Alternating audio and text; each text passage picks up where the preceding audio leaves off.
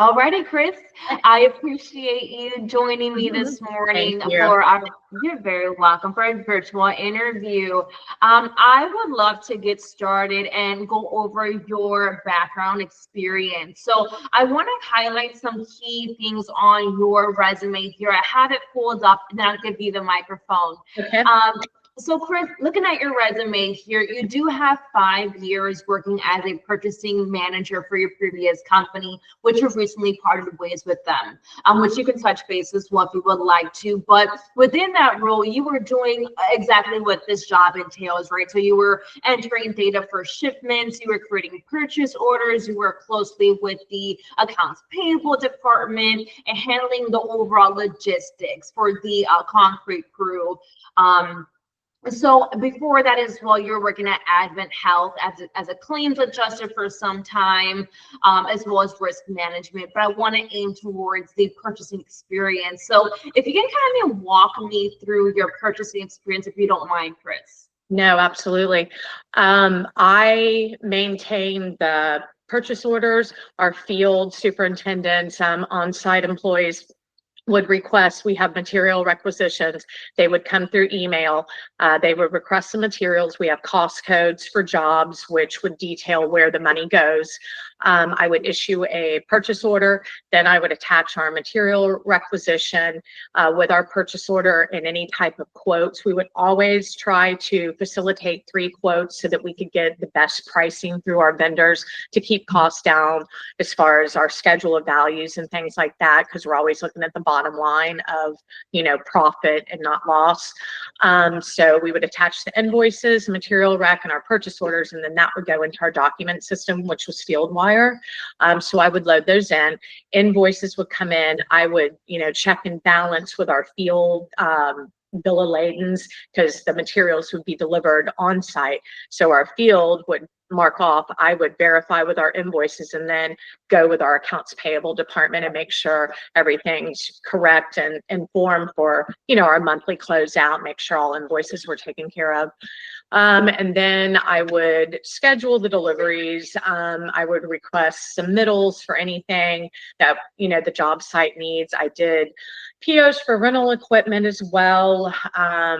I did credit card purchases for Home Depot, kind of a plethora of things, but all entailed within purchasing, and all a bunch of fleet insurance, everything. So yeah. Sounds Well like you had a rounded. lot on your plate. Yeah. It was a And good you're job. very well versed. Yeah, just no growth. Okay, so there was no growth in the company. I did see that you're with the company for about 5 years now. Were you initially just the purchasing manager? Was there a team that you worked with? Was it independent work? I was brought in, it was during COVID when I was working for Advent Health as a workers' comp adjuster. And I just didn't like being contained at the house like that. Because my roommate ran a business out of there, and it was just too much. And so a friend of mine called, and I just did a career change and ended up loving what I was doing. So that's, but I was brought in as a manager just because of my, background and income and everything. And basically the owner of the company said, "You're going to sink or swim." And I swam. I swam far. So yeah. Yeah. Well, that's an amazing story to tell, Kris, and I appreciate that. Especially you being so detailed as far as what you did, what systems you worked with as well with your previous company. You mentioned that you were working with materials. What type of materials and supplies have you previously sourced? HDPE, pipe, sanitary sewer, anything. We are a site development company. Well, I say that, we're still friends. They are site development companies. So we basically are the first one in with underground utilities. Anything from a small screw to the largest piece of equipment I would handle. And I got, very familiar with, construction site material, which I never thought I would. But I did a lot of the concrete ordering, learned a lot about that, which I enjoy. It was a good job, but we have, if it's all right, I'll go into why the separation, if it's okay. They have a main office. We used to be over in Apopka. Well, he split with another construction company. We moved to Longwood. Several went to the West Coast. Well, that's our main office. They are downsizing, and so there was only 2 other people on site, employee, and then the accounts payable. And they're just moving everything down to Sarasota. I live in Tavares, and I'm going to school, and there was nothing for me anymore, basically. It's a small well, luckily you were able to get that exposure and that knowledge when it comes to the purchasing and procurement itself. So that's, even though it's unfortunately how you parted ways with the client, luckily you have that experience. Well, I mean, it was a good separation. I mean, I'm still friends with the owner. I know, one of my good friends, it's not a bad thing. It just was for me. Again, no benefits whatsoever. And, but they'll still give me a good reference. I can tell you that. And the knowledge of everything that I learned on top of the purchasing is just great. So. And again, I appreciate you giving me that detail as far as what happened with that past company. I want to go back to communicating with vendors. Have you ever had to manage a vendor dispute, and how did you handle that? Oh, all the time. We, especially like our rental equipment, Ferguson, who supplies a lot of our materials, they would drop materials on site that we did not order.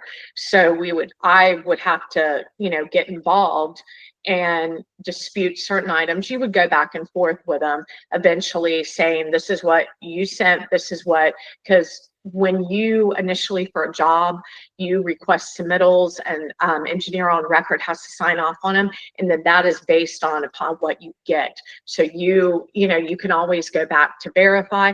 That's why it's so important to be detailed and organized with this stuff, because you can lose your rear end if you don't pay attention.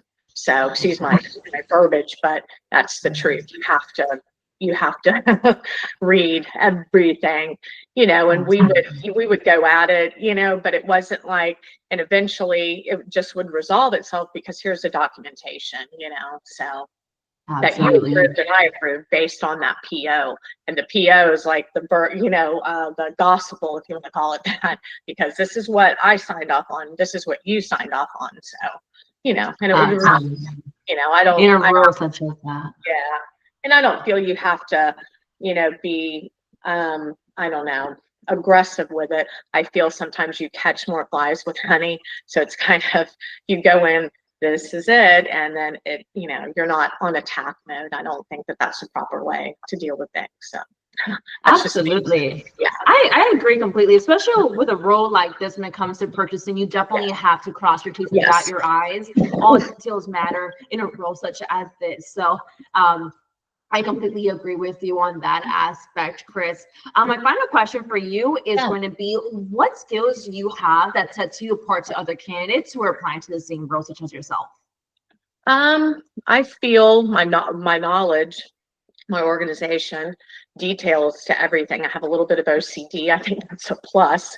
I just am always, my work ethic is like my home ethic. It's how you would see me on the streets. It's just who I am. And, I give 300% when I'm at work, probably more so than I should, but yeah, I do. And I'm not saying that I'm better than anybody else, but I do a good job. So quality. Quality always matters. That's for sure. Kris. So I want to thank you once again for interviewing with me this morning. It truly has been a pleasure getting to know your background on a deeper level. Kris, I'm going to go ahead and stop the recording now, but don't hang up on me. I want to continue chatting with you.